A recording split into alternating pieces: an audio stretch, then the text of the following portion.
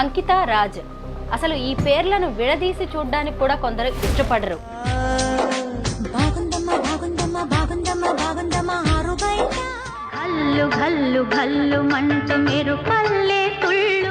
అంకిత రాజ్ పెళ్లి అనేది ఒక న్యూస్ ఎంత అయిందో ఇప్పుడు వాళ్ళిద్దరూ సెపరేట్ అవ్వడం కూడా పెద్ద డిస్కషన్ అయితే దీని మీద నడుస్తుంది. ఆడమగవాళ్ళు కూడా ఒక డిసిప్లిన్ ఉండదు రిలేషన్షిప్స్లో కదా. పెళ్లి చేసుకోవడం కానీ కలిసి జీవించడం కానీ అనుకుంటారు ఉంటారు. బట్ ఆ అనుకున్నప్పుడు ఉన్న ఆ ఎనర్జీ ఆ డిసిప్లిను విడిగా బతుకుతాం అనుకున్నప్పుడు కనపడదు. రాజ్ ఫీల్ అయ్యాడని అస్సలు అన్నాను నేను. రాజ్ కూడా చాలా యాక్సెప్ట్ చేసే అబ్బాయి కాబట్టి మీరు అన్నట్టు వీడియోస్లో ప్రైజ్ చేశాడు, ఆ అమ్మాయిని ప్రైజ్ చేశాడు.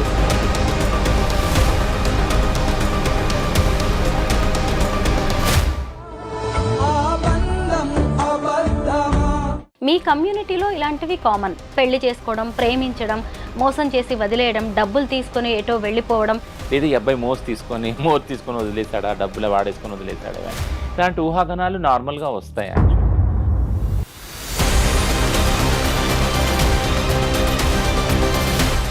ఎక్కువగా ఈ ట్రాన్స్జెండర్స్, హిజ్రాలు అనేవాళ్ళు ఇన్కమ్ సోర్స్ ఎక్కువగా ఏముంటుందంటే వర్క్, తర్వాత కలెక్షన్స్, బెగ్గింగ్, ఇవి కదా. కానీ పెళ్ళైన తర్వాత కూడా చాలామంది వీటిని కంటిన్యూ చేస్తూ ఉంటారు. చాలామంది బ్రేకప్. ఎందుకు అవి చెప్పము ఎందుకు అని అంటే we won't believe in that ethics also. ఇప్పుడు సిస్ హెటెరోనార్మేటివ్ సొసైటీలో ఒక ప్రిన్సిపల్, ఒక ఫిలాసఫీ బిలీవ్ చేసేది ఏంటంటే ఆడవాళ్ళు పెళ్ళైనాక వేరే పురుషుల పట్ల ఇంకో రకంగా చూడకూడదు అనేది. అది మా కమ్యూనిటీకి అసలు వర్తించదు, ఎల్జిబిటీ కమ్యూనిటీకి వర్తించదు. టు బీ ఫ్రాంక్ నేను చెప్పేది ఏంటంటే,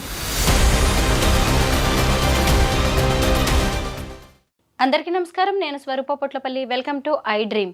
అంకిత రాజ్. అసలు ఈ పేర్లను విడదీసి చూడడానికి కూడా కొందరు ఇష్టపడరు. అంకిత అనే ట్రాన్స్జెండర్ను రాజ్ పెళ్లి చేసుకోవడంతో అందరూ అతన్ని హీరోలాగా చూశారు. అయితే వాళ్ళ పెళ్లి కొన్నాళ్లే సాగింది, 3 నాళ్ల ముచ్చటగా మిగిలిపోయింది. ఈ మధ్య వారిద్దరూ విడిపోయారు. అసలు అంకిత రాజ్ మధ్య మనస్పర్ధలు ఎందుకు వచ్చాయి, వాళ్ళు ఎందుకు విడిపోయారు, అసలు ఈ ట్రాన్స్జెండర్స్ పెళ్లిళ్ళు ఎందుకు నిలవలేకపోతున్నాయి, ఇలాంటి దాని మీద ఇప్పుడు పెద్ద చర్చ జరుగుతోంది. ప్రస్తుతం నాతో పాటు ట్రాన్స్జెండర్స్ రైట్స్ యాక్టివిస్ట్ రచన ముద్రబోయిన ఉన్నారు. ఆమెకు అంకిత అండ్ రాజ్ వీళ్ళిద్దరితో మంచి అసోసియేషన్ ఉంది. వాళ్ళిద్దరు కూడా బాగా తెలుసు. వాళ్ళిద్దరూ ఎందుకు విడిపోయారు, కమ్యూనిటీలో ఇలాంటి జంటలు ఎందుకు సెపరేట్ అవుతుంటాయి, ఇలా అనేక విషయాల మీద మనం రచనతో మాట్లాడదాం. హలో రచన. హాయ్ అండి. నమస్తే. నమస్తే, ఎలా ఉన్నారు? బాగున్నాను. మీకు అంకిత రాజ్ వీళ్ళిద్దరూ తెలుసు కదా, చాలా దగ్గర నుంచి వాళ్ళతో మీరు ట్రావెల్ చేశారు. ఈ కపుల్ని చూసినప్పుడు ఏమనిపించేది మీకు? చాలా అంటే చాలా మంచి కపుల్, క్యూట్ కపుల్ యాక్చువల్గా. ఎందుకంటే ఫంక్షన్స్లో ముఖ్యంగా మేము మా కమ్యూనిటీ ఫంక్షన్స్ ఉంటాయి కొన్నిట్లో, రెండిట్లో నేను చూశాను వాళ్ళని. అండ్ వాళ్ళ మధ్య ఉన్న chemistry I really like praise అనమాట. ఎందుకంటే మా కమ్యూనిటీ ఫంక్షన్స్లో డాన్స్ ఇస్ నార్మల్లే. సో అందులో మంచి డాన్సర్ అంకిత. డాన్స్ వేసేది కొన్ని సాంగ్స్కి వాటికి. ఎందుకు చెప్తున్నానంటే నా సొంత ఎక్స్పీరియన్స్ కూడా ఒకటి ఉంది. ఒకసారి ఒక ఫోటోషూట్కి నా ఫ్రెండ్ ఒక ఆయన న్యూయార్క్ నుంచి వచ్చాడు, మ్యాక్ అని. తను ఫోటోషూట్స్ చేసేటప్పుడు నన్ను నా పార్ట్నర్ది చేస్తా అన్నాడు అనమాట, అక్కడ ఎగ్జిబిషన్లో పెడతా అని. తను నాది సింగిల్ పిక్స్ తీసుకున్నాడు, అట్లా నా పార్ట్నర్ది కూడా తీసుకున్నాడు. మా ఇద్దరిది కలిపి తీసుకున్నప్పుడు తను ఏమన్నాడంటే, ఒక 2 పిక్స్ తీసుకున్నాక, రచన ఒకసారి ఇట్లా రా అన్నాడు. ఏంటి అని అంటే, కెమెరాలో చూడు, నువ్వు సింగిల్గా ఉన్నప్పుడు నీ ఫేస్ ఎలా ఉంది, మీ ఇద్దరు కలిసినప్పుడు చూడు నువ్వు ఎంత హ్యాపీగా ఉండవు నీ ఫేస్లో కనిపిస్తుంది. అది నా మైండ్లో రిజిస్టర్ అయింది యాక్చువల్గా. ఈ ఫంక్షన్స్లో అంకిత డ్యాన్స్ చేసేటప్పుడు నేను ఒక్కసారి అంకితని చూసాక రాజ్ వైపు చూశాను నేను. He so happy. Ankita dance చేస్తుంటే అంటే ఒక ప్రౌడ్లా ఫీల్ అవుతున్నాడు. అంటే నా వైఫ్ చూడు ఎంత మంచి డాన్సరు, ఎంతమంది ఎట్లా చూస్తూ ఉన్నారు చూడు, అందరికన్నా బెస్ట్ డాన్సర్ కదా అని. So that comes from a like హార్ట్లో ఆ ప్యూర్ లవ్, ఆ ఎఫెక్షన్ ఉన్నప్పుడే వస్తుంది. So they are beautiful couple actually. తర్వాత మళ్ళీ ఎప్పుడైనా కలిసారా? ఈ మధ్య కాలంలో మాట్లాడారా అంకితతో? చాలా తక్కువ. బట్ యా, అదే వాళ్ళు చాలా దగ్గరగా ఉన్నారు. అయితే అంకిత రాజ్ పెళ్ళి మీ కమ్యూనిటీకి ఓ మంచి మెసేజ్ ఇచ్చింది. మీ కమ్యూనిటీకే కాదు, సొసైటీకి కూడా. ఒక నార్మల్ అబ్బాయి వచ్చి ఒక ట్రాన్స్జెండర్ని పెళ్లి చేసుకోవడం, అది కూడా వాళ్ళిద్దరు పెళ్లి కూడా చాలా బాగా జరిగింది. అయితే అప్పుడు మీరందరూ ఏమనుకున్నారు? కమ్యూనిటీలో ఖచ్చితంగా దీని మీద ఓ డిస్కషన్ అయితే జరిగిందిగా. మనకు కూడా మంచి రోజులొచ్చాయి.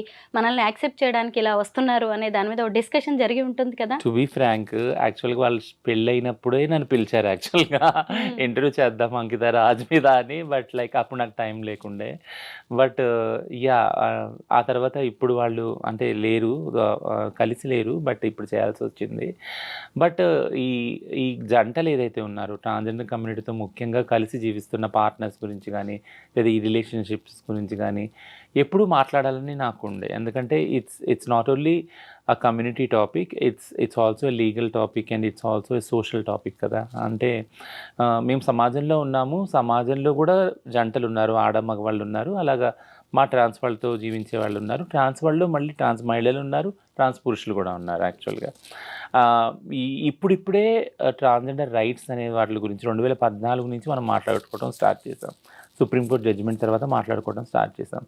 ఓపెన్గా బయటికి రావటం, విజిబిలిటీ కూడా పెరిగింది కదా. 2014 ముందున్న పాపులేషన్ విజిబిలిటీ కన్నా ఇప్పుడు చాలా ఎక్కువైంది. సో ఇప్పుడు ఈ రిలేషన్షిప్స్ గురించి కూడా మాట్లాడుకోవాల్సిన బాధ్యత కూడా పెరిగింది యాక్చువల్గా. ఇది ఎందుకంటున్నానంటే సేమ్ సెక్స్ మ్యారేజ్ అదే అంటే మ్యారేజ్ ఈక్వాలిటీ పిటిషన్ ఏదైతే సుప్రీంకోర్టులో వేశారో అది సుప్రీంకోర్టు కూడా అన్నది ఏంటంటే ఇప్పుడు అప్పుడే ఈ రైట్స్ రావు మీకు అని పక్కన పెట్టడం జరిగింది యాక్చువల్గా. అప్పుడు ట్రాన్స్జెండర్ యాక్టివిస్టులు అందరూ మేము ఆలోచించింది ఏంటంటే సుప్రీంకోర్టులో ఇది మనం అంటే ఇది ఫెయిల్ కాదు, అంటే వాళ్ళు ఎత్తి చూపిస్తున్నారు సిస్టమ్స్లో, సోషల్ సిస్టమ్స్లో ఉన్న లోటుపాట్లు మీకు ఇప్పుడు ఇవ్వటానికి ఏం లేదు. బట్ కానీ ప్రిపేర్గా లేదు సొసైటీ అనేసి ఇక్కడ హిందూ మ్యారేజ్ చట్టం ఉంది, ముస్లిం మ్యారేజ్ చట్టం ఉంది, క్రిస్టియన్ మ్యారేజ్ చట్టం ఉంది. ఏమిటి మార్చమంటారు అంటే మీకంటూ ఒక మ్యారేజ్ రైట్స్ ఇస్తే ఇవన్నీ కూడా డిస్కషన్లోకి వచ్చినాయి. అప్పటికి కూడా ఎవరైతే మెయిన్ లీడర్స్ ఉన్నారో లాయర్స్, ఇద్దరు లెస్బియన్ కపుల్స్ అరుంధతి కర్జు వీళ్ళు వాళ్ళు దే ఆర్ లైక్ వాళ్ళు ఆ సుప్రీంకోర్టులో అది లైవ్ టెలికాస్ట్ చేశారు యాక్చువల్గా. అప్పుడు ఇట్స్ సో పవర్ఫుల్ వాళ్ళ ఆర్గ్యుమెంట్స్ ఏంటి అంటే వేరే సిస్జెండర్ కపుల్ తోటి ఆడ మగవాళ్ళు ఒకవేళ ఫ్యామిలీగా ఫామ్ అయితే వాళ్ళ పిల్లలు ఉంటారు, వాళ్ళకంటూ ఒక సోషల్ సెక్యూరిటీ ఉంటుంది, వాళ్ళు ఇల్లు రెంట్కి ఇస్తారు వాళ్ళకి ఈజీగా, ఇన్సూరెన్స్ పాలసీ ఉంటుంది, బ్యాంక్ అకౌంట్, ఇవన్నీ ఈజీగా అయిపోతాయి వాళ్ళకి. బట్ అదే అంత ఈజీగా ఎల్జిబిటీక్యూఐ వాళ్ళు ఒకవేళ పెళ్లి చేసుకున్నా లేదా రిలేషన్షిప్లో ఉన్నా వాళ్ళకి అలాంటి ఫెసిలిటీస్ దొరకవు. ఒకవేళ కష్టపడి అది సాధించుకున్నా, ఫర్ ఎగ్జాంపుల్ ఒక ఇల్లు సాధించుకున్నా కానీ బట్ చుట్టుపక్కల వాళ్ళు అదే సేమ్ రెస్పెక్ట్ ఏదైతే ఆడవాళ్ళు మగవాళ్ళకి ఇస్తారో పెళ్ళిలో ఆ కపుల్కి ఇస్తారో, ఆ ఫ్యామిలీకి ఇస్తారో అంత రెస్పెక్ట్ ఇవ్వరు యాక్చువల్గా. సో ఇది మెయిన్ విషయం. ఈ కపుల్ అక్కడ వాదించినప్పుడు లెస్బియన్ కపుల్ మేము ఎలా తక్కువ, మా ఆడవాళ్ళ మగవాళ్ళ రిలేషన్షిప్ కన్నా వాళ్ళ ఫ్యామిలీ కన్నా మాది ఏం తక్కువ, మమ్మల్ని ఎందుకు ఇంత విచక్షణ చేస్తున్నారు, మాకు ఎందుకు వేరే ఫెసిలిటీస్ కల్పించట్లేదు, ఇల్లు కానీ లేదా ఇన్సూరెన్స్ కానీ బ్యాంక్ అకౌంట్ ఇలాంటివన్నీ ఎందుకు కల్పించట్లేదు, దీనివల్ల ఎంతో న్యూనతా భావానికి ఇన్ఫీరియారిటీ కాంప్లెక్స్కి గురవుతున్నాము. ఇది మా మెంటల్ హెల్త్ని చాలా పాడు చేస్తుంది. కాబట్టి చాలామంది సూసైడ్లు కూడా అవుతున్నారు. జంటలు కలిసి ఉందామని వస్తున్నారు, విడిపోతున్నారు సోషల్ ప్రెషర్ వల్ల, తర్వాత సూసైడల్ అవుతున్నారు. సో ఇవన్నీ కూడా అంకిత రాజ్ జర్నీ చూసినప్పుడు వాళ్ళు రిలేషన్షిప్కి వెళ్ళటము, వాళ్ళు కలిసి ఉండటము, ఒక ఇల్లు తీసుకోవటము, పెళ్లి చేసుకోవటం బ్రహ్మాండంగా ఈ సోషల్ మీడియాలో వీ ఆల్ ఫెల్ట్ ప్రౌడ్. ఎందుకంటే ముఖ్యంగా 2-3 క్రైసిస్లో కూడా ఐ హ్యావ్ బీన్ విత్ అంకిత. ఒక ఇష్యూ క్రైసిస్ అయినప్పుడు ట్రాన్స్ ఉమెన్కి she was in to the police station. ఇప్పుడు నేను ఆన్లైన్లో ఆమెని గైడ్ చేస్తున్నాను, ఇక్కడికి వెళ్ళు ఈ పోలీస్ ఆఫీస్లో కాదు. I praise that girl so like I felt so అంటే చాలా నేను గ్రేట్గా ఫీల్ అయ్యాను. ఏంటంటే she has so much power to fight. అంటే ఒక ట్రాన్స్ ఉమెన్కి అంత కాన్ఫిడెన్స్ వచ్చింది, అంత ఫైట్ చేయగలుగుతుంది అని అంటే ఎన్నో ఇంగ్రీడియంట్స్ ఉన్నాయి. అంటే ఎంతో బ్యాక్ పుషప్ ఉందన్నమాట. ఇప్పుడు మనం అంటాం కదా ప్రతి ఒక్క సక్సెస్ఫుల్ మగాడి వెనుక ఒక సక్సెస్ఫుల్ ఆడది ఉంటుందని. ఖచ్చితంగా అప్పుడు నాకు అనిపించింది అంకిత వెనుక రాజు ఉన్నాడని. అప్పుడు అందుకే తను కాన్ఫిడెంట్గా వచ్చి తన కమ్యూనిటీ కోసం కొట్లాడటానికి ముందు వచ్చి పోలీస్ స్టేషన్లో 30-40 మందిని తను వెంట పెట్టుకొని వెళ్ళి ధైర్యంగా మాట్లాడి అప్పటికప్పుడు యూట్యూబ్ వీడియో చేసి పెట్టింది. యాక్చువల్గా ఇన్స్టాలో లైవ్ వెళ్ళింది. I felt so proud. ఇట్లాంటి వాళ్ళు కదా కమ్యూనిటీలో ముందుకు రావాలి, రైట్స్ గురించి కొట్లాడాలి అనేసి నన్ను చాలా ఇంప్రెస్ అయ్యాను యాక్చువల్గా. అప్పుడు నేను మాట్లాడినప్పుడు కూడా చాలా ఇంప్రెస్ అయ్యాను. సో థింగ్ ఏంటంటే if you are happy as a person, happiness అనేది ఎక్కడ వస్తుంది అంటే యాక్సెప్టెన్స్ నుంచి వస్తుంది. అంకిత రాజ్ మధ్య ఒక ప్రేమ రిలేషన్షిప్ ఏదైతే ఉందో అది ఇది ఈక్వల్ యాక్సెప్టెన్స్ నుంచి వచ్చింది, బ్యాక్గ్రౌండ్ నుంచి. So that's a beautiful acceptance. అంటే స్టీరియోటైప్ జెండర్ని క్రాస్ చేసుకొని ఆడైనా మగైనా నీ సెక్షువాలిటీ ఏదైనా కానీ అవన్నీ పక్కన పెట్టి నువ్వు ఒక మనిషివి, నేను ఒక మనిషిని, మన ఇద్దరం కలిసి జీవిద్దాం, ఒక చోట జీవిద్దాము, బ్యూటిఫుల్ లైఫ్ని మనం డిజైన్ చేద్దామని వాళ్ళ ఏదైతే సంకల్పం ఉందో that it self is a very beautiful thing కదా. అది మెయిన్ స్ట్రీమ్ స్టీరియోటైపింగ్కి అగేనెస్ట్గా వెళ్ళి ఛాలెంజ్ చేసి వాళ్ళకి చూపించిన రిలేషన్షిప్ అది.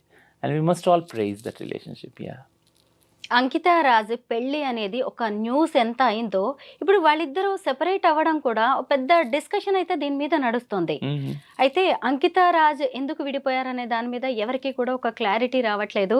అయితే ఎందుకు వీళ్ళు వెళ్ళిపోయారు విడిపోయారు అనే దాని గురించి చాలా మంది తెలుసుకోవాలనుకుంటున్నారు. నిన్న తను ఒక వీడియో పెట్టింది, నేను ఈ ఇల్లు ఖాళీ చేసి కొత్త ఇంటికి వెళ్తున్నాను, 7 ఏళ్ళు ఇందులో ఉన్నాను, ఈ ఇల్లు నాకు చాలా గుడ్ మెమరీస్ ఇచ్చింది, లవ్లీ మెమరీస్ ఉన్నాయి నాకు, అలాగే కొంత సాడ్ కూడా ఇచ్చింది అని చెప్పేసి తను చెప్తుంటే అందరికీ అర్థమైపోయింది అనమాట ఆ సాడ్ ఏంటి అనేది. వీళ్ళిద్దరు ఎందుకు విడిపోయారు, రీజన్స్ ఏంటంటారు? సో రీజన్స్ అనేవి పర్సనల్ రీజన్స్ యాక్చువల్గా. వాళ్ళు అంటే అది బయట పెట్టలేదు. బట్ ఈ రిలేషన్షిప్ వాళ్ళు అంటే బ్రేకప్ అనను, అంత పెద్ద మాట కూడా వాడను. బట్ వాళ్ళు వేరువేరుగా జీవించాలి అనుకుని నిర్ణయం తీసుకున్నప్పుడు అంకిత వీడియో చేసి పెట్టింది ఇన్స్టాలో. And I have all respect to this women because ఎందుకంటే నేను ఎప్పుడు చెప్తాను ఇంటర్వ్యూస్లో, ఆడమగవాళ్ళు కూడా ఒక డిసిప్లిన్ ఉండదు రిలేషన్షిప్స్లో కదా. పెళ్ళి చేసుకోవడం కానీ కలిసి జీవించడం కానీ అనుకుంటారు ఉంటారు. బట్ ఆ అనుకున్నప్పుడు ఉన్న ఆ ఎనర్జీ, ఆ డిసిప్లిను విడిగా బతుకుతాం అనుకున్నప్పుడు కనపడదు యాక్చువల్గా, ఆ ఇంట్రెస్ట్ కూడా కదా. బట్ ఉండాలి. సో ఈ టర్మ్స్ తోటి మన ఇద్దరం కలిసి జీవిద్దాము, ఒకవేళ టర్మ్స్ వర్కౌట్ అవ్వకపోతే మీరు మీ దారిలో నేను నా దారిలో వెళ్ళిపోయి మనం హ్యాపీగా జీవించవచ్చు. ఇద్దరు ఆలోచనలు కలవట్లేదు కాబట్టి, మనోభావాలు కలవట్లేదు కాబట్టి. సో ఆ అండర్స్టాండింగ్ ఈ కపుల్లో కనపడింది యాక్చువల్గా. వేడిగా జీవిద్దాం అనుకొని ఆమె చేసి, లేదు నేను విడిగా జీవించాలనుకుంటాను, తను విడిగా జీవించాలనుకుంటాను. అండ్ ఈ అబ్బాయి కూడా చాలా రెస్పెక్ట్గా పెట్టాడు. నేను అంటే మేము కలిసి ఉండట్లేదు ప్రస్తుతానికి, బట్ ఫ్యూచర్లో ఛాన్సెస్ ఉందేమో కలవటానికి, అది మాత్రం నేను ఓపెన్గా ఉంచుతున్నానని. ఎంత బ్రాడర్ పర్స్పెక్టివ్ వెళ్ళదు కదా. I praise really both of them. అంటే ఆ విజ్ఞతని మీరు చూపించగలిగారంటే, ఏదైతే మీరు సమాజానికి మీ పెళ్లి ద్వారా మీ living relationship let it be a short span అయినా కానీ చూపించారు ఒక పద్ధతిని. వేరుగా జీవించడంలో కూడా ఆ డిసిప్లిన్ని I really prize both of them. So ఆ పర్సనల్ రీజన్కి వెళ్తే వాళ్ళిద్దరికీ తెలుసు ఆ స్పేస్ కూడా మనది కాదు కాబట్టి దాన్ని ఆక్యుపై చేయొద్దు, వాళ్ళకే వదిలేద్దాం అది. సో ఇలాగా ఒక అండర్స్టాండింగ్తో విడిపోవడం అనుకున్న వేరుగా జీవించాలని వాళ్ళు అనుకున్నారు. ఆ రోజు నుంచి జీవిస్తూ ఉన్నారు. సో మీరు ఇప్పుడు అన్నట్టు అంటే నాకు తెలిసిన అబ్జర్వేషన్ ప్రకారం ఎప్పుడైతే విడిగా జీవిస్తున్నారో అంకిత తన ట్రాన్సిషన్స్ వీడియోస్ పెడుతుంది. ఆ అబ్బాయి కూడా బాధపడిన కొన్ని వీడియోస్ పెట్టాడు. ఈ అమ్మాయి మళ్ళీ ఇల్లు ఖాళీ చేసిన వీడియోస్ ఇవన్నీ పెట్టింది. సో ఇదంతా ఏంటి అంటే, ఏ రిలేషన్షిప్లో ఉన్నా వాళ్ళు ఏదైతే వాళ్ళ పాస్ట్ ఇవి ఉన్నాయి, మెమరీస్ ఉన్నాయి, స్వీట్ మెమరీస్, అవన్నీ రీవిజిట్ అవుతారు. అనుకోకుండా కూడా అది ఆ ప్లేస్కి వెళ్ళినా వాళ్ళ తాలూకు సంబంధించిన బట్టలు, ఆ హోటల్స్, ఆ ప్రదేశాలు ఏదైనా కానీ ఆ జ్ఞాపకాలు తీసుకొస్తుంది కాబట్టి ఇట్స్ అ కామన్. సో కలవటం, కలిసి జీవించడం ఎంత కష్టమో విడిపోవడం కూడా అంతే కష్టం యాక్చువల్గా. మనం ఎప్పుడని డిఫైన్ చేయము. వెంటనే వెళ్ళి సాడ్ స్టేటస్లు ఇవన్నీ పెట్టేసుకొని ఇవన్నీ చేస్తారు చాలామంది యాక్చువల్గా. బట్ వీళ్ళు అంతే డిసిప్లిన్ తోటి కలిసి వేరువేరుగా జీవిస్తున్నారు. బట్ నాకు అనిపిస్తుంది స్ట్రాంగ్గా, ఐ బిలీవ్ లైక్ ఫ్యూచర్లో ఛాన్స్ లేదన్న అబ్బాయి ఏదైతే అన్నాడో అది I think it gives some hope. Like అంటే ఫ్యూచర్లో కలవచ్చేమో అన్న హోప్, కలిస్తే బాగుండని కూడా నేను పర్సనల్గా అనుకుంటున్నాను యాక్చువల్గా. రచన, నేను అంకిత అండ్ రాజ్ వీళ్ళిద్దరు కలిసి ఇచ్చిన ఇంటర్వ్యూస్ చాలా చూశాను. ఏవి చూసినా నాకు రాజ్ చాలా మెచ్యూర్డ్గా లవ్లీ బాయ్ అన్నట్టుగా అనిపించేది, తను బ్రాడ్ మైండెడ్ అని కూడా. అయితే ఆయన అంకితను పెళ్లి చేసుకునేటప్పుడు కూడా వాళ్ళ ఫ్యామిలీ వద్దనే ఉంటుంది. అయితే ఈ తర్వాత కొద్ది రోజుల రిలేషన్ తర్వాత ఇదే సొసైటీ, ఇదే ఫ్యామిలీ మళ్ళీ అతన్ని ఫోర్స్ చేస్తుంటుందా, ఆయన ఇన్ఫ్లుయెన్స్ అయ్యి ఉంటాడంటాడా? ఇది కూడా ఒక కారణం కావచ్చు కదా. బట్ నేను అదర్ వే అనుకుంటున్నాను యాక్చువల్గా. టు బి సర్ప్రైజ్ ఏమనుకుంటున్నానంటే, తనుని ఫోర్స్ చేశారా లేదా అంకిత రియలైజ్ అయిందేమో అనుకుంటున్నాను. ఇప్పటికొచ్చి అంకిత నుంచి ఎట్లాంటి నెగిటివ్ ఫీడ్‌బ్యాక్ ఆ అబ్బాయి గురించి రాలేదు. ఈవెన్ ఆ అబ్బాయి నుంచి కూడా రాలేదు ఆ అమ్మాయి గురించి. బట్ ఈ జర్నీలో అంకితకి అనిపించిందేమో అంటే ఆహ్, నాతో ఎంత సేఫ్‌గా రాజు ఫ్యూచర్ ఉంటుంది, లైఫ్ ఉంటుంది. ఎందుకంటే ఒక ట్రాన్స్ విమెన్‌తో జర్నీ అనేది itself is a very toughest thing. నార్మల్‌గా ఒక పవర్‌ఫుల్ విమెన్ తోటి ఒక man journey it's always a toughest journey కదా! యెస్. ఆడవాళ్ళు ఎవరైతే పవర్‌ఫుల్, స్ట్రాంగ్ పొజిషన్‌లో ఉంటారో, who will stand for their ethics and their abilities and skills, వాళ్ళతో ఉండే మగవాళ్ళు ఆటోమేటిక్‌గా కొద్దిగా ఇన్‌సెక్యూరిటీ, ఇన్ఫీరియర్ ఫీల్ అవుతారు కదా! సో రాజు యాహ్! అదే ఇన్ఫీరియారిటీ యాహ్! వచ్చిందంటారా రాజ్ ఫీల్ రాజ్‌కి? అయ్యాడని నేను అనను. రాజ్ ఫీల్ అయ్యాడని అస్సలు అనను నేను. రాజ్ కూడా చాలా యాక్సెప్ట్ చేసే అబ్బాయి. హ్మ్. కాబట్టి మీరన్నట్టు వీడియోస్‌లో ప్రైజ్ చేశాడు. ఆ హ్మ్. అమ్మాయిని ప్రైజ్ చేశాడు. ఆ రిలేషన్‌షిప్‌ని మెచ్యూర్‌గా ప్రెజెంట్ చేశాడు మీడియా ముందు. సో, రాజ్ ఇన్‌సెక్యూర్ ఫీల్ అయ్యాడని నేను ఎప్పుడు అనను. పిరికివాడని అస్సలు అనను నేను. బట్ థింగ్ ఏంటంటే అంకిత ఆలోచించి ఉండొచ్చు. ఫ్యూచర్ ఈ రిలేషన్‌షిప్ వల్ల రాజ్ ఫ్యూచర్ ఎఫెక్ట్ అవుద్దేమోనని. అంటే కొంచెం జర్నీ అయినాక కొన్ని క్వెషన్స్ వస్తాయి ఆ రిలేషన్‌షిప్. ముఖ్యంగా ట్రాన్స్, సిస్, హెటెరోనార్మేటివ్ రిలేషన్‌షిప్ ఎప్పుడైతే ఉంటుందో వాళ్ళ మధ్య ఒక ఛాలెంజ్ ఏదొస్తుందంటే పిల్లలు పుట్టరు కదా వీళ్ళకి. పిల్లలు పుట్టినప్పుడు ఆహ్, ఎవరు కేర్ టేకర్ ఉంటారు ముసలి వయసొచ్చాక ఈ రిలేషన్‌షిప్‌లో. ఇది ఎల్‌జిబిటీ కపుల్స్‌లో ఎప్పుడూ ఉండే ఛాలెంజ్ ఒకటి. Question mark actually. ఈ క్వెషన్‌కి ఆన్సర్ దొరకదు యాక్చువల్‌గా. ఎందుకంటే మామూలు సిస్‌జెండర్ కపుల్‌లో గూడా పిల్లలు లేని వాళ్ళు ఎవరు చూస్తారు? ఎవరు చూడరు. పిల్లలు ఉన్నోళ్ళు గూడా ఆ పిల్లలు చూస్తారని నమ్మకం గూడా లేదు గదా మనకి. సారీ. సో, అదే విధంగా ఎల్‌జిబిటీ కపుల్స్‌లో అయితే పిల్లలే లేరు. అడాప్ట్ చేసుకోవాలి మహా అయితే. అడాప్ట్ చేసుకున్న వాళ్ళు కూడా చూస్తారా లేదా? సో, ఇదంతా కూడా ఉంది. సో, ఆ సెక్యూరిటీ ఏదైతే ఉందో ఆ రిలేషన్‌షిప్‌లో సేఫ్టీ ఫీల్ అవ్వనప్పుడు, ఒకళ్ళ గురించి ఒకళ్ళు అమితంగా ప్రేమించుకున్నప్పుడు, అంటే ఇప్పుడు నా తర్వాత ఎవరు చూస్తాను నేను? ఫర్ ఎగ్జాంపుల్ మా అమ్మ ఉండేది. మా అమ్మ ఎప్పుడూ ఒక బాధపడేది ఏంటనంటే, నా కొడుకు అదే ఇలా ట్రాన్స్‌గా మారాడు. నేను చనిపోయాక ఎవరు కేర్ చేస్తారు అనేది బాధపడేది మా అమ్మ. సో, అదే బాధ ఒక ప్యూర్ లవ్‌లో తీసుకున్నప్పుడు అమ్మ love is the universal love కదా! Unconditional love. అట్లా ఒక రిలేషన్‌షిప్‌లో తీసుకున్నప్పుడు ఇప్పుడు నేను అంకిత వైపు నుంచి నేను ఏం ఆలోచిస్తా ఉన్నానంటే యాక్చువల్లీ నన్ను నేను పెట్టుకొని she might have thought that నేను ఒకవేళ ఈ రిలేషన్‌షిప్‌లో తిను ఒకవేళ చాలా అంటే చాలా కష్టాలను ఫేస్ చేస్తే ఖచ్చితంగా రాజ్ కష్టాలు ఫేస్ చేసి ఉంటాడు. ట్రాన్స్ విమెన్‌తో ఉండటం అంటే ఈజీ జర్నీ కానే కాదు. చుట్టుపక్కల ఉన్నవాళ్ళు డే 1 నుంచి మార్నింగ్ నుంచి మేమెంత వివక్షత ఎదుర్కొంటున్నామో దానికి 5 10 వాళ్ళు ఎదుర్కొంటారు. కిందకి వచ్చినప్పుడు నేను చెప్తున్నాను నా పార్ట్నర్ ఎక్స్‌పీరియన్స్ కిందకి వచ్చినప్పుడు బైక్ తీస్తా ఉంటే, "ఏంటి? ఎందుకున్నావు? ఈ రిలేషన్‌షిప్ నీకు అమ్మాయి దొరకలేదా? నువ్వు ఇంపార్టెంట్‌వా? నువ్వు మగోడివి కాదా? మగతనం లేదా?" ఇట్లాంటి క్వెషన్స్ యాక్చువల్లీ. అది మొదలుకొని ఎళ్ళిన ప్రతి సింగిల్ స్పేస్‌లో కూడా క్వెషన్ చేస్తారు అసలు. నీకు వేరే ఆడవాళ్ళు దొరకలేదా? ఇక్కడెందుకుంటున్నావు? ఇయన్నీ బ్రెయిన్ వాషింగ్ ఉంటది. బట్ దీన్నంతా మేము ఫేస్ చేయగలం యాస్ ఎ ట్రాన్స్. మమ్మల్ని అడగరు కూడా యాక్చువల్‌గా. వాళ్ళు ఫేస్ చేయగలరా? చాలా తక్కువ మంది ఫేస్ చేస్తారు. అది వాళ్ళు పడుతున్న బాధ మాకు ఇంకా బాధ కలిగిస్తది యాక్చువల్లీ. నా లైఫ్‌లో కూడా అదే జరిగింది. నేనెప్పుడూ నా వివక్షత నేను ఎదుర్కోలే యాస్ ఎ ట్రాన్స్‌గా. I am so vocal and so vibrant. నేను బయటికెళ్తేనే అసలెవరు నా ముందుకు రావాలంటేనే దడుచుకునేవాళ్ళు. అట్లాంటి క్యారెక్టర్, పర్సనాలిటీ నాది. బట్ నా పార్ట్నర్ ఈజీ ప్రే అయిపోయేవాడు. ఒక గుడికెళ్ళినా, లేదా ఏదైనా ప్రేయింగ్ దానికి వెళ్ళినా, ప్రేయర్ చేయడానికి వెళ్ళినా, ఒక గ్యాదరింగ్‌కి వెళ్ళినా, వెంటనే అందరూ నొసలు, భృకుట్లు ముడిపడేది ఏంటనంటే, ఓహ్! పలానోడు, పలానా వాళ్ళ పార్ట్నర్. సో, కాబట్టి అక్కడ నా గురించి, నా విషయం గురించి తన స్టేటస్ తగ్గిచ్చడం, తనని క్రిటిసైజ్ చేయటం, స్టిగ్మా చేయటం, డిస్క్రిమినేట్ చేయటం, బుల్లింగ్ చేయటం ఇదంతా జరిగేది యాక్చువల్‌గా. అదంతా ప్రెషర్ కదా! అది ఎక్కడ లేని ప్రెషర్. ఆ ప్రెషర్ ఎక్కడ చూపిచ్చాలి యాక్చువల్‌గా? వాళ్ళు గూడా వాళ్ళ తల్లిదండ్రులను వదులుకొని వచ్చి కలిసి జీవిద్దామనే వస్తారు కదా! సో, ఈ ప్రెషర్‌ని ఎలా కోపప్ చేయాలి రిలేషన్‌షిప్‌లో? ఇవన్నీ నేను అనుభవించాను గాబట్టి ఐ కెన్ నో దట్. ఆ అండర్‌స్టాండింగ్ నాకుంది. So, I come completely like opposite to you. అంకితనే డెసిషన్ తీసుకొని ఉండొచ్చు కదా! ఈ అబ్బాయి సేఫ్టీ గురించి, తను సేఫ్‌గా ఉండాలి, తన ఫ్యూచర్ సెక్యూర్ ఉండాలని దూరం పెట్టుండొచ్చు కూడా అనుకుంటా. రచన, ఇప్పుడు మనము 'అంకిత రాజ్' కేస్‌ని ఒక ఎగ్జాంపుల్‌గా మాట్లాడుకుంటున్నాం గానీ, మీ కమ్యూనిటీలో ఇలాంటివి కామన్. పెళ్లి చేసుకోవడం, ప్రేమించడం, మోసం చేసి వదిలేయడం, డబ్బులు తీసుకొని ఎటో వెళ్ళిపోవడం, ఇలాంటివి మీరు చూస్తూనే ఉన్నారు. వీటన్నిటిని మీరు భరిస్తూనే ఉన్నారు కదా! అయితే మరి 'అంకిత రాజ్' కేస్‌లో కూడా ఇలా ఏమైనా జరిగి ఉంటుందా? ఎందుకంటే వీళ్ళిద్దరూ చాలా ఫ్యూచర్ ప్లాన్స్ యేసుకున్నారు. పిల్లల్ని అడాప్ట్ చేసుకోవాలనుకున్నారు. అలాంటి వాళ్ళు ఇప్పుడు సెపరేట్ అయిపోయారు. అది కూడా అంకితలో తీవ్ర ఆవేదన కనిపిస్తూనే ఉంది. అంటే మామూలుగా అమ్మాయి అందంగా ఉంది, బావుంది కాబట్టే ఆమెను గూడా మోజు తీర్చుకొని ఎంజాయ్ చేసి వదిలేశాడు లాంటివి కూడా కొన్ని కామెంట్స్ వినిపిస్తున్నాయి. ఇలాంటిది ఏమైనా జరిగి ఉంటుందా? We should not be judgmental on that. ఎందుకంటే అంటే దీన్నొక తప్పుగా, దీన్నొక అంటే ఒక విక్టిమ్ మోడ్‌లో ఇద్దరిని చూడటము, అంటే ఆ అబ్బాయి చేత మోసగించబడిందా? లేదా ఆ అబ్బాయి మోసపోయాడా ఈమె చేతిలో? ఆ జడ్జ్‌మెంట్స్‌కి మనం వెళ్ళకూడదు యాక్చువల్‌గా. ఎందుకంటే ఇది కామన్ జడ్జ్‌మెంట్ వస్తుంది మనకి. ఈ క్రిటిసిజం వస్తుంది యాక్చువల్‌గా. సిస్ హెటెరోనార్మటివ్ రిలేషన్‌షిప్స్‌లో ఇది ఉంది ఆల్రెడీ కదా! ఒకళ్ళు బాధ పెట్టినప్పుడు ఒకళ్ళు కోర్ట్‌కెళ్ళడము, పంచాయతీలు తీర్చుకోవడము, కమ్యూనిటీస్‌లో డైవర్స్ తీసుకోవడము, పిల్లల్ని ఏం చేయాలనుకోవడం, ఇదంతా కూడా ఉన్నది యాక్చువల్‌గా.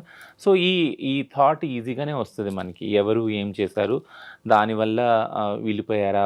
డబ్బులున్నాయా? లేకుంటే వేరే రిలేషన్‌షిప్స్ ఏమన్నా ఉన్నాయా ఇద్దరికి? ఇవన్నీ కూడా అనుమానాలొస్తాయి actually. Unless until they clarify. ఎందుకంటే ఎంతో విజ్ఞతతోటి వాళ్ళు విడిపోయారు. విడిపోవడం అంటే వేరుగా జీవిస్తారన్నారు. మాటి మాటి నేను చెప్తున్నా విడిపోయారని నేను అనను యాక్చువల్‌గా. వేరువేరుగా జీవించాలని నిర్ణయం తీసుకున్నారు. విజ్ఞతతోటి ఆళ్ళు ఉంటున్నారు గూడా. సో, వాళ్ళ మధ్య మనం ఈ ఊహాగానాలు చేయొద్దు. అంటే డబ్బు వల్లనో, మోజు వల్లనో ఇదయిందని. ఎందుకు చేయొద్దు అంటున్నానంటే, నార్మల్‌గానే ప్రతీదీ ఎల్‌జీబీటీక్యూ రిలేషన్‌షిప్స్‌లో ఉన్నది ఎప్పుడైతే పబ్లిక్ ముందుకొస్తుందో, ఆ రిలేషన్‌షిప్ వాళ్ళది ప్రైవేట్ లైఫ్ లేదు. చాలా తక్కువుంది. వాళ్ళ ప్రైవేట్ లైఫ్ అంతా పబ్లిక్‌లో ఉంది. యూట్యూబ్‌లో ఉంది యాక్చువల్ కదా! వాళ్ళ ఇల్లు గాని, వాళ్ళు పెళ్లి చేసుకుంది గాని, వాళ్ళ డైలీ లైఫ్ గాని, ఇదంతా కూడా ఇంటర్వ్యూస్‌లో ఉంది, పబ్లిక్‌గా ఉంది. సో, పబ్లిక్‌గా ఉన్నప్పుడు పబ్లిక్ ఏం చేస్తారంటే, అదే బైనరీలో ఆలోచిస్తారు. ఆడ మగవాళ్ళ రిలేషన్‌షిప్స్‌లోనే ఈమె తప్పు చేసిందా? ఈయన తప్పు చేశాడా? ఈయన తప్పు వల్ల వదిలేసిందా ఈమె? లేదా ఈమె తప్పు చేయటం వల్ల ఎక్కడో ట్రాన్స్ వాళ్ళందరూ చేస్తారు కదా! బయట సెక్స్ చేసుంటుంది. ఇట్లాంటివన్నీ ఆ ఊహాగానాలు. లేదా ఈ అబ్బాయి మోరు తీసుకొని వదిలేసాడా? డబ్బులు వాడేసుకొని వదిలేసాడా? ఇలాంటి ఊహాగానాలు నార్మల్‌గా వస్తాయి యాక్చువల్‌గా. బట్ నేనెప్పుడూ చెప్పేదేంటంటే అన్ని ఇంటర్వ్యూస్‌లో ఎల్‌జీబీటీక్యూ రిలేషన్‌షిప్స్, పార్ట్నర్‌షిప్ ఏదైతే ఉందో, కలిసి జీవించడం గాని, పెళ్లి గాని, ఇది డిఫరెంట్ రిలేషన్‌షిప్. సిస్ రిలేషన్‌షిప్‌లా కాదు ఇది యాక్చువల్‌గా. ఎందుకంటే సిస్ రిలేషన్‌షిప్స్‌కి దగ్గర రావటానికి ఫర్ ఎగ్జాంపుల్ పెళ్ళనుకుందాం. పెళ్లిలో అసలు ఇద్దరి సమ్మతం ఉందా? లేదు కదా! పెద్దలు నిర్ణయిస్తారు. ఆ అబ్బాయి ఎవరో ఆ అమ్మాయికి తెలీదు. ఆ అమ్మాయి ఎవరో ఆ అబ్బాయికి తెలీదు. అక్కడ పెళ్లి నుంచి వాళ్ళ రిలేషన్‌షిప్ స్టార్ట్ అవుతది. ఒకళ్ళకొకళ్ళు తెలుసుకోవటం. కానీ మా రిలేషన్‌షిప్ అలా కాదు కదా!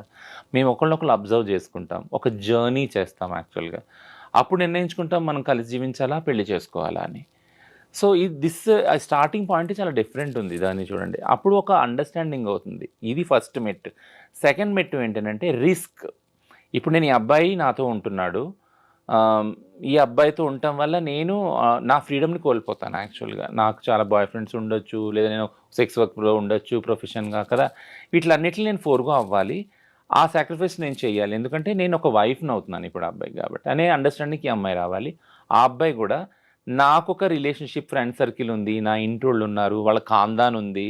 కాస్ట్ ఉంది. క్లాస్ ఉంది. ఇవన్నీ వదులుకొని ఈ ప్రేమ నాకు వాల్యుబుల్ అనేసి ఆ అమ్మాయితో కలిసి జీవించడానికి వస్తాడు ఆ అబ్బాయి కదా! అవన్నీ వదులుకొని వస్తాడు. ఆ అబ్బాయి కూడా ఆలోచించి ఉంటాడు. I have to forgo all this కదా! నేను ఇయన్నీ వదులుకొని ఈ ప్రేమ నాకు ముఖ్యము. ఇది నాకు చాలా ఇంపార్టెంట్ అనేసి వస్తాడు డెసిషన్ తీసుకొని. సో, ఈ డెసిషను ఒక్క నైట్‌లో, ఒక్క స్పాట్‌లో, ఒక్క స్పార్క్‌లో అయింది కాదు కదా! It is an understanding between 2 individuals who are coming from different backgrounds and taking risk అనేది అందులో ఉంది యాక్చువల్‌గా. ఆ నిశ్చయం తీసుకుంటానికి ఎంతో స్ట్రాంగ్ ఇది ఉండాలి. థ్రెషోల్డ్ ఉండాలి యాక్చువల్‌గా కదా! ఇద్దరికీ ఉంది అది. ఉండబట్టే వాళ్ళు ప్రైవేట్ లైఫ్‌ని పబ్లిక్ చేయగలిగారు. అంత నిర్భయంగా ఉండగలిగారు రిలేషన్‌షిప్‌లో. అంత నిర్మొహమాటం కూడా బయటకొచ్చి చెప్పారు. So, I never degrade the relationship. I praise the relationship. I really నేను నిజంగా మనస్ఫూర్తిగా అనుకుంటున్నాను. నేను అంటే మనస్ఫూర్తిగా బ్లెస్ కూడా చేస్తున్నాను వాళ్ళని. Their love will be forever like though they are not living together. అది నేను అనుకుంటున్నాను. యాహ్! ఎక్కువగా ఈ ట్రాన్స్‌జెండర్స్, హిజ్రాలు అనేవాళ్ళు ఇన్‌కమ్ సోర్స్ ఎక్కువగా ఏముంటుందంటే సెక్స్ వర్క్, తర్వాత కలెక్షన్స్, బెగ్గింగ్ ఇవి కదా! కానీ పెళ్ళైన తర్వాత కూడా చాలామంది వీటిని కంటిన్యూ చేస్తూ ఉంటారు. చాలామంది బ్రేకప్‌కి కూడా ఇదే రీజన్ అని కూడా తెలుస్తూ ఉంది. మరి ఎవరికైనా పెళ్ళవుతున్నప్పుడు మీ కమ్యూనిటీలో మీరు కౌన్సెలింగ్ చేస్తారా? పెళ్ళవుతుంది, సొసైటీ, హస్బెండ్ ఇలాంటివి యాక్సెప్ట్ చెయ్యరు. మనం ఈ సెక్స్ వర్క్ గాని, బెగ్గింగ్, కలెక్షన్ లాంటివి మీరు ఆపేయాలని కౌన్సెలింగ్ ఇవ్వడం గాని, ఇలాంటి కొన్ని కేసెస్‌ని బట్టి చేస్తూ ఉంటారా మీరు ఇలాంటివి ఏమైనా? అలా కౌన్సిలింగ్ ఎప్పుడు చేయమంటే మీరు ఇవి మానుకోవాలి, మీరు ఇలా ఉండాలి, ఆ అబ్బాయికి ఇది ఇసుకుందని ఆ అబ్బాయిని ఇట్లా ఎప్పుడు చేయము. నేను ఇందాక చెప్పినట్టు ఈ అండర్స్టాండింగ్ ఉండే చేసుకుంటా. ఫర్ ఎగ్జాంపుల్ ఒక ట్రాన్స్ ఉమెన్ ఉంది, ఆమె సెక్స్ వర్క్లో ఉంది యాక్చువల్గా. ఒక అబ్బాయి అప్రోచ్ అవుతున్నాడు ఆ అమ్మాయిని కలిసి జీవించాలి అనుకున్నప్పుడు ఆ అబ్బాయికి కూడా తెలుసు ఆ అమ్మాయి సెక్స్ వర్క్లో ఉందని. బయటికి వెళ్తుంది ఫలానా టైంకి క్లయింట్స్ అటెండ్ చేస్తుంది వస్తుంది అనేసి. బట్ స్టిల్ ఆ అబ్బాయి అనుకుంటున్నాడు స్ట్రాంగ్గా ఆ అమ్మాయితో ఉండాలి అని. దట్స్ అన్ అండర్స్టాండింగ్ కదా. అంటే అక్కడ ఒక అండర్స్టాండింగ్ ఉంది ఇద్దరి మధ్య. ఆ అమ్మాయి విజిబుల్గా లేదు అని కాదు కదా, ఆ అమ్మాయి చెప్తుంది కూడా ఆమె సెక్స్ వర్కర్, ఆమె ట్రాన్స్ అని. ఓపెన్ అండ్ అవుట్ అది కదా, అక్కడ దాచింది ఏది లేదు కదా. So in spite of that and her profession he accepted that. Like నువ్వు నాకు ముఖ్యం, నువ్వు ఏ ప్రొఫెషన్ చేస్తున్నావు ఎలా చేస్తున్నావు అనేది నాకు అనవసరం, నీ దగ్గర ఆ ప్రేమ దొరికింది. సో ప్రతి ఒక్క వ్యక్తి కూడా, ఇది ట్రాన్స్ విషయం పక్కన పెడితే, ప్రతి ఒక్క వ్యక్తి కూడా ప్రేమను ఎక్కడ వెతుక్కుంటాడు, ఏదైతే పోగొట్టుకుంటారో వాళ్ళ చిన్నదనంలో అలాంటి ప్రేమను వెతుక్కుంటారు జీవితాంతం. టు బి సైకలాజీ అదే చెప్తుంది. ఏంటి అంటే ఎవరన్నా మీరు ఎవరి పట్లన్నా ఆకర్షితులు అవుతున్నారంటే అంటే నీ చిన్నతనంలో ఏదైతే పోగొట్టుకున్నారో అలాంటి వాళ్ళ దగ్గరికి నువ్వు మళ్ళీ వెళ్తున్నావు, వెళ్ళి అక్కడ ప్రేమను పొందాలని ట్రై చేస్తున్నావు. అది ఫెయిల్ కావచ్చు, సక్సెస్ కావచ్చు, తర్వాత విషయం. సో మెయిన్ ఈ రిలేషన్షిప్స్లో అది ఉంది, అండర్స్టాండింగ్ ఉంది. సో ఏం చెప్తాము అంటే నువ్వు ఈ పని మానుకోవాలి, సెక్స్ వర్క్ భిక్షాటన మానుకోవాలి, ఆయన నీ భర్తగా ఉంటాడు, ఆయన సేవ చేసుకోవాలి. సో ఇదంతా అసలు ఏం చెప్పము. బట్ ఒకటేం చెప్తామంటే ఆ అబ్బాయికి నీకు ఈ అండర్స్టాండింగ్ ఉందా, నువ్వు ఓపెన్గా అండ్ అవుట్ చెప్పావా, ఆ అబ్బాయిని కూడా అడుగుతావు నువ్వు ఓపెన్గా, నీకు తెలిసే అమ్మాయి ఏం చేస్తుందో, ఈ అమ్మాయి ట్రాన్స్ అని. మ్యాక్సిమం కౌన్సిలింగ్ ఫెసిలిటీస్ అయితే లేవు. బట్ ఎవరైనా మా దగ్గరికి వచ్చే కేసులు కౌన్సిలింగ్కి ఏమొస్తాయంటే బ్రేకప్ అయ్యే ఉంటాయి కదా కొన్ని పాసిబిలిటీస్, సూసైడల్ థాట్స్ వస్తాయి, చాలా తనావు ఉంటుంది ఆ రిలేషన్షిప్లో. ఆ అబ్బాయి కొడుతున్నాడు సంథింగ్ ఏదో, ఈ అమ్మాయి సంథింగ్ ఏదో అవుతుంది, ఇదన్నీ ఉన్నప్పుడు ఇద్దరు వచ్చినప్పుడు అప్పుడు సపరేట్గా కౌన్సిలింగ్ చేస్తాం, ఇద్దరు కూర్చోబెట్టి ఒకసారి కౌన్సిలింగ్ చేస్తాం అన్నమాట. కౌన్సిలింగ్లో ఏం జరుగుతుంది అని అంటే మీరు ఎలా స్టార్ట్ చేశారు ఈ జర్నీ, అప్పుడు ఏం ఒప్పందం ఉంది మీ ఇద్దరి మధ్య కలిసి ఉండటానికి, ఇప్పుడు అది ఎందుకు చెడుతుంది యాక్చువల్గా, ఎక్కడ ప్రాబ్లం వస్తుంది ఈ జర్నీలో అనేది ఇద్దరికీ క్లియర్గా అండర్స్టాండ్ అయ్యేలా చెప్తామన్నమాట. But we never go to the stereotyping ethics ఏవైతే ఉన్నాయో, అంటే ఎందుకు అవి చెప్పమే ఎందుకు అని అంటే we won't believe in that ethics also. ఇప్పుడు సిస్ హెటెరోనార్మేటివ్ సొసైటీలో ఒక ప్రిన్సిపల్, ఒక ఫిలాసఫీ బిలీవ్ చేసేది ఏంటంటే ఆడవాళ్ళు పెళ్ళైనాక వేరే పురుషుల పట్ల ఇంకో రకంగా చూడకూడదు అనేది. అది మా కమ్యూనిటీకి అసలు వర్తించదు, ఎల్జిబిటీ కమ్యూనిటీకి వర్తించదు. టు బీ ఫ్రాంక్ నేను చెప్పేది ఏంటంటే వర్తించదు అని అంటున్నాను అంటే అని ఫాలో ఎందుకు అవ్వరు అని మీరు నన్ను అడగొద్దు. బట్ ఫాలో అవుతారు అది ఇష్టం ఉన్నవాళ్ళు ఖచ్చితంగా. ఫర్ ఎగ్జాంపుల్ కొంతమంది సెక్షువల్ కూడా ఉన్నారు మా దానిలో కదా, వాళ్ళకి అసలు సెక్సే లేదు, అట్లాంటప్పుడు రిలేషన్షిప్లో కూడా ఉన్నారు అలాంటి వాళ్ళు, partnership relation. So it's a very different phenomenon యాక్చువల్గా ఎల్జిబిటీ రిలేషన్షిప్స్ అర్థం చేసుకోవటం. ఇప్పుడు మళ్ళీ నేను ఇష్యూకి వస్తాను, ఏంటంటే ఒకవేళ మీరు సిస్ హెటెరోనార్మేటివ్ దానిలో పెళ్ళిలో ఒకవేళ ఆడవారికి చెప్తా ఉంటే అమ్మ నువ్వు ఇప్పటి వరకు అయిపోయింది వేరు, ఇప్పటి నుంచి నీ భర్త నీకు సర్వస్వం ఇలా ఉండాలి అలా ఉండాలని. కానీ అదే ఆ పిల్లగాడికి చెప్తారా మీరు, అంటే మీ భార్యతోనే ఉండాలా, వేరే అమ్మాయిని చూడకూడదు, వేరే అమ్మాయితో మాట్లాడకూడదు, వేరే అమ్మాయితోటి నైట్ అవుట్స్ చేయకూడదు, వాళ్ళని సినిమాలు తీసుకెళ్ళకూడదు, షికారు, ఇది చెప్పరు కదా. ఎందుకంటే సొసైటీ ఆల్రెడీ వాళ్ళకి ఆ టికెట్ ఇచ్చేసింది, ఫ్రీ టికెట్. మగవాళ్ళకి ఏంటంటే నువ్వు పెళ్ళైనా కానీ నువ్వు మొగాడివి, పెళ్ళి కాకపోయినా మొగాడివి, ఎక్కడున్నా మొగాడివి, ఏ రిలేషన్షిప్లో ఉన్నా మొగాడివి, and you have every single freedom. Like మీరు ఎలా అన్నా ఉండొచ్చు, ఎలా అన్నా రిలేషన్షిప్లో వెళ్ళొచ్చు. ఆ డిస్రెస్పెక్ట్ అనేది వాళ్ళకి పెంపకంలోనే తీసుకొచ్చేసాం కదా. సో జెండర్ బేస్డ్ వైలెన్స్లో ఇదే చెప్తాం మనం, ఏంటంటే నువ్వు ఆడమక్తి అనంత మాత్రాన నువ్వు నీ స్వతంత్రాన్ని సమానత్వాన్ని కోల్పోవాల్సిన అవసరం లేదు. ఒకవేళ దాన్ని డిస్టర్బ్ చేస్తుంటే ఏ రిలేషన్షిప్ అయినా you have to fight for that. You have to stand to the equal ideals and equal freedom with in the relationships అని నేర్పిస్తాం కదా. సో అందుకే నేను ఎప్పుడు ఏం చెప్తానంటే, మీరు అడిగిన ప్రశ్న రాంగ్ ఎందుకన్నాను అంటే, ఎల్జిబిటీ రిలేషన్షిప్స్లో మేము అలా చూడము. ఒకవేళ ఆ అబ్బాయి బయట రిలేషన్షిప్స్లో ఏది వెళ్ళినా, ఈ అమ్మాయి వెళ్ళి చెప్పినా ఆ అండర్స్టాండింగ్ ఇద్దరికి ఉంటుంది ఆ కమ్యూనిటీలో, అది తెలుసుకొని దగ్గరికి వస్తారు. ఇది కాక వేరే ఇష్యూస్ ఏవో ఉంటాయి కాబట్టి వాళ్ళ మధ్య కలహాలు అవుతాయి. It can be anything. Me community rules and guide lines ఎలా ఉంటాయో మాకు అంటే సొసైటీకి తెలియదు కాబట్టి మీలాంటి వాళ్ళ ద్వారా తెలియజెప్దామనే ప్రయత్నం మాది, మీకు తెలుసు ఆ విషయం. అయితే రచన ఇంకొకటి ఏంటంటే, ఎక్కడ కూడా అంకిత, రాజ్ విడిపోయినట్టుగా లీగల్‌గా డివోర్స్ తీసుకున్నట్టుగా అయితే లేదు. కానీ వీళ్ళు పెళ్లి చేసుకునేటప్పుడు అందరిని పిలిచే చక్కగా పెళ్లి చేసుకున్నారు. ఎంత హ్యాపీ లైఫ్ లీడ్ చేశారో మనమందరం చూసాము. అయితే ఇప్పుడు వీళ్ళు మ్యూచువల్‌గా దూరమైనట్టుగా కనిపిస్తోంది. అంటే మీ కమ్యూనిటీ మధ్య ఏమన్నా జరుగుతుందా? మీడియేషన్ చేస్తారా? అంటే వస్తే ఎవరైనా చేస్తాం. ఇలా ఏ కపుల్ కమ్యూనిటీ ఏ వెళ్ళిపోవాలి కమ్యూనిటీ అన్నప్పుడు అయినా రిలేషన్ నుంచి ఏ కమ్యూనిటీ అయినా మీడియేషన్ అనే దానికి వస్తేనే చేస్తామనమాట. సో, మేము కల్పించుకొని మీడియేషన్ చేసేది ఏముండదు. ఇందులో ఎవరు మీడియేషన్ కోసం రాలేదు. అంకిత రాలేదు, రాజ్ కూడా రాలేదు యాక్చువల్‌గా. నేను అదే ఇంతకుముందు చెప్తున్నాను కదా! ఎంత ఎంత ఇదిగా వాళ్ళు కలిసి జీవించాలని నిర్ణయం తీసుకున్నారో, ఎంత ఓపెన్ అండ్ పబ్లిక్‌గా అందరిని పిలిచి పెళ్లి చేసుకున్నారో, అంతే విజ్ఞతతోటి ఇద్దరు వేరు వేరుగా జీవించాలని నిర్ణయం తీసుకున్నారు. So, it's a very like peaceful process. The whole process is like Rachana, నేను మీరు మీ మిమ్మల్ని నేను ఇంటర్వ్యూకి పిలవాలి అనుకున్నప్పుడు ఒక వీడియో షేర్ చేశాను నేను. ఈ మధ్య నేను డాక్టర్ లక్ష్మీ కట్ట అని సీనియర్ అడ్వకేట్ని ఇంటర్వ్యూ చేశాను నేను. ఆమె తన ఎల్ఆర్ ఫౌండేషన్ ద్వారా చాలామంది ఇలాగ ట్రాన్స్జెండర్స్కి, ట్రాన్స్ విమెన్, ట్రాన్స్ మెన్కి హెల్ప్ చేస్తున్నారు లీగల్గా. ఆవిడ ఇంటర్వ్యూ చేసినప్పుడు సడన్గా అంకిత టాపిక్ వచ్చింది. నేను చేసిన ఆ ఇంటర్వ్యూ బాగా వైరల్ అయింది. అయితే ఒక ఇంటర్వ్యూ కింద వచ్చిన కామెంట్స్ నేను ఇప్పుడు చదువుతాను రచన. ఎందుకంటే దానికి మీరు కొంచెం ఆన్సర్ చేస్తే బాగుంటుందేమో అనిపించింది.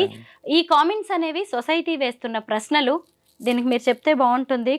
కొన్ని మాత్రమే కామెంట్స్ నేను చదువుతాను. అవంతిక అనే వాళ్ళు ఇక్కడ కామెంట్ చేశారు. హిజ్రాని చేసుకుని జీవితాంతం కలిసున్న మగవాళ్ళు ఎవరూ లేరు. మీకు ప్రేమ ఉంటే ఓ స్నేహితుడిగా, అన్నగా ఉండండి. ఎందుకు ప్రేమ పెళ్లి అంటూ హిజ్రాలను చేసుకోవడం?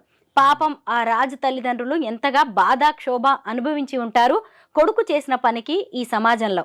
ప్రకృతికి విరుద్ధంగా చేసే ఏదైనా ఎక్కువ కాలం నిలవదు. పోనీ ఆమె అయినా పెళ్ళయ్యాక పూర్తి గృహిణిగా ఉందా? మా కమ్యూనిటీకి సేవలు చేస్తా అని ఆమె గ్యాంగ్తో వెళ్ళిపోయేది. పెళ్ళయింది అన్నప్పుడే అవన్నీ వదిలేయాలి.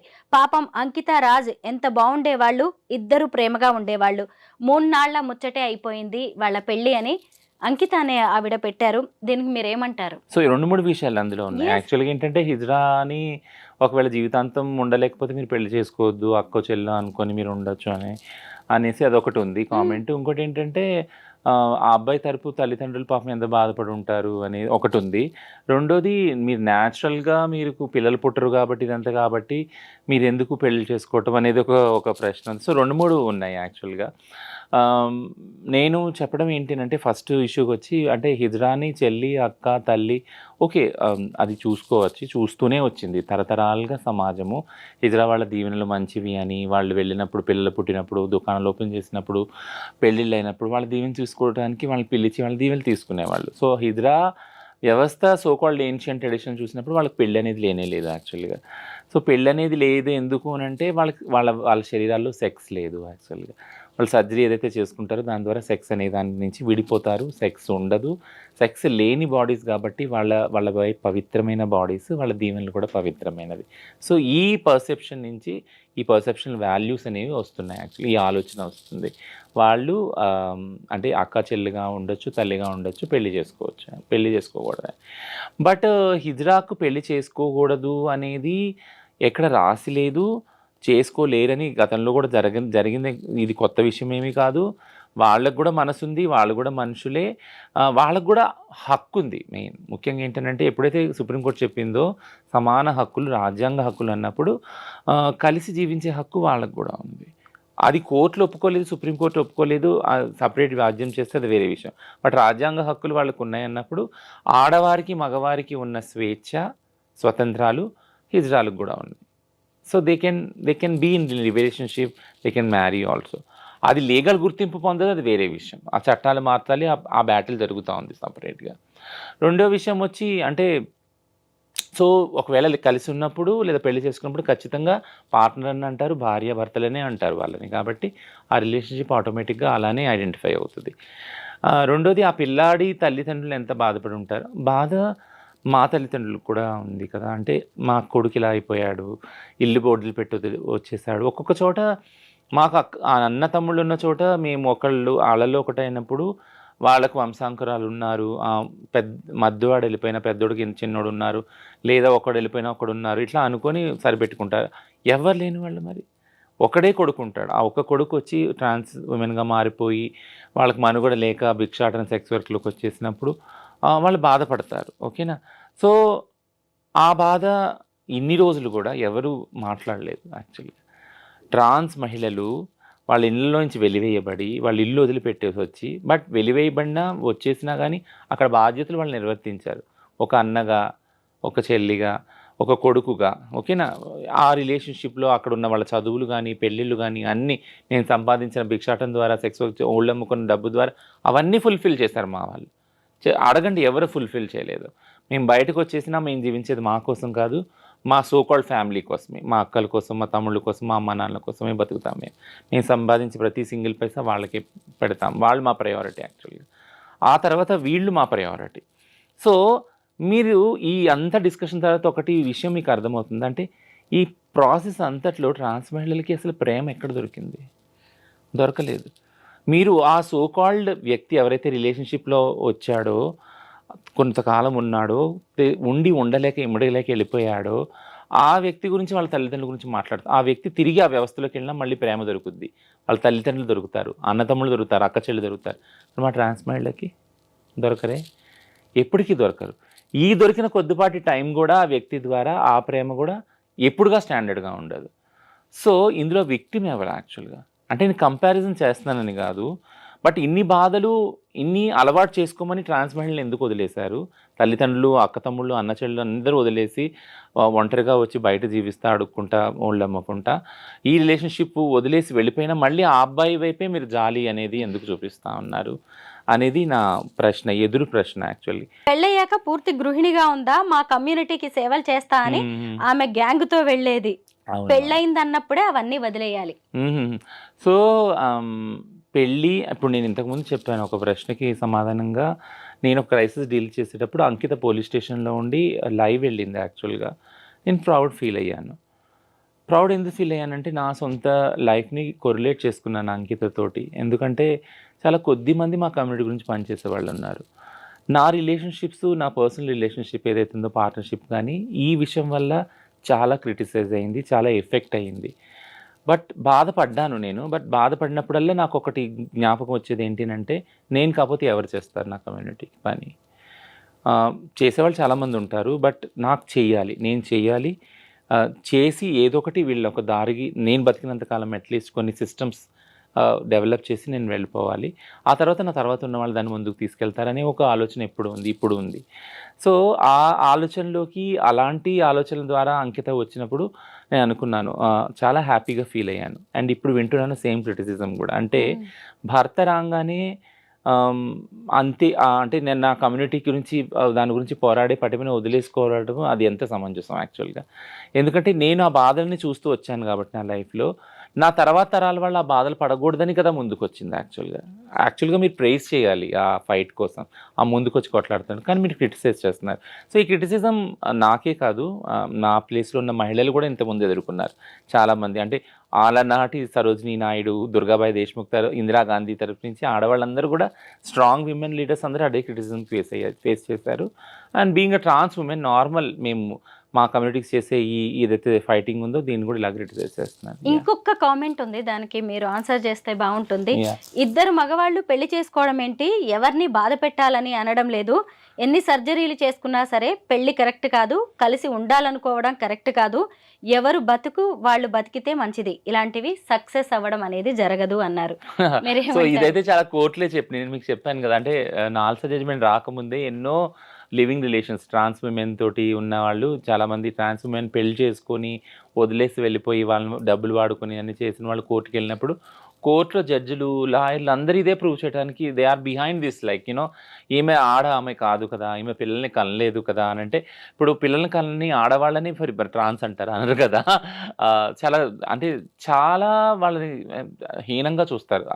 పిల్లల్ని కనని ఆడవాళ్ళని వాళ్ళని ఒక చెడ్డ పదాలతో వాళ్ళని టీజ్ చేస్తారు యాక్చువల్ కదా.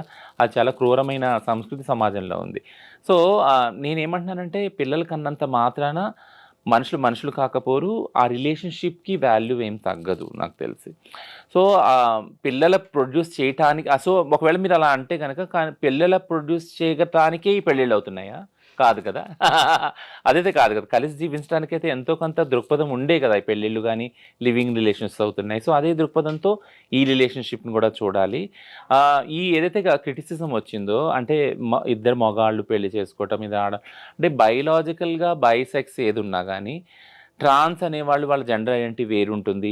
వాళ్ళకు ఇండిపెండెంట్ ఐడెంటిటీ అనేది మళ్ళీ ఈ పాఠాలన్నీ మళ్ళీ నేను ఇప్పుడు మళ్ళీ ఎక్కడో పెట్టలేను వరుస పెట్టి. బట్ ఆ సెన్సిటైజేషన్ ఇంకా రాలేదు, ఆ ఓరియంటేషన్ ఇంకా సమాజానికి రాలేదు. అది అర్థం చేసుకోవాలి. చాలా మారుతుంది సమాజము. ట్రాన్స్ విజిబిలిటీ పెరుగుతుంది. మనం ఎక్కడ చూసినా కానీ వాళ్ళ ఫ్యామిలీలో వాళ్ళు ఉంచుకుంటున్నారు ఆ ట్రాన్స్ వాళ్ళని. వాళ్ళ ఫ్యామిలీస్ తోటి, వాళ్ళ అమ్మ నాన్న అక్క చెల్లెలతోటి, వాళ్ళ బాబాయ్ పిల్లలతోటి వాళ్ళు జర్నీ చేస్తున్నారు. నేను మార్కెట్స్కి ట్రైన్లో అక్కడ వెళ్ళినప్పుడు నేను చూస్తున్నాను చాలామంది are happily living with their families. Government అవకాశాలు ఇస్తుంది, ఇవ్వకపోవడం వేరే విషయం. బట్ ఈ జనరేషన్లో అట్లీస్ట్ నేను అనుకోలేదు నా కమ్యూనిటీని ఇంత ప్రోగ్రెసివ్గా చూస్తాను, సమాజం ఈ మాత్రం స్పేస్ కూడా ఇస్తుందని. బట్ ఆ స్పేస్ ఇస్తున్నారు ఫ్యామిలీస్లో. అండ్ వీఆర్ నేను ఆ హోప్ అయితే వదలట్లేదు. ఒక రేంజ్లో ఒక కొన్ని తరాల తర్వాత, కొన్ని జనరేషన్స్ తర్వాత సిస్ హెటెరోనార్మేటివ్ రిలేషన్స్ని ఎంత ఈక్వల్గా చూస్తున్నారో, అందులో కెమిస్ట్రీని ఎంత రెస్పెక్ట్గా చూస్తున్నారో మా రిలేషన్ కూడా అలాగే చూస్తారని నేను భావిస్తున్నాను. నేను ఇప్పుడు చదివినవి జస్ట్ కామెంట్స్ కాదు రచన, అవి సొసైటీ అభిప్రాయాలు. ఇప్పుడు ఈ ఇంటర్వ్యూ ఎందుకు అని చాలామంది అనుకోవచ్చు, టైం వేస్ట్ అనుకోవచ్చు. కానీ మన చుట్టుపక్కల కూడా ఎన్నో జరుగుతూ ఉంటాయి. మనకు తెలిసిన వాళ్ళు అలాగా చాలా ఫ్యామిలీస్ కూడా బ్రేకప్స్ జరుగుతూ ఉంటాయి. వాటన్నిటిని ఎలా చూస్తామో ట్రాన్స్జెండర్స్ రిలేషన్స్ కూడా మనం అలాగే చూడాలి. వాళ్ళు కూడా మన మనుషులే, మన మధ్య ఉండాల్సిన వాళ్ళే. మన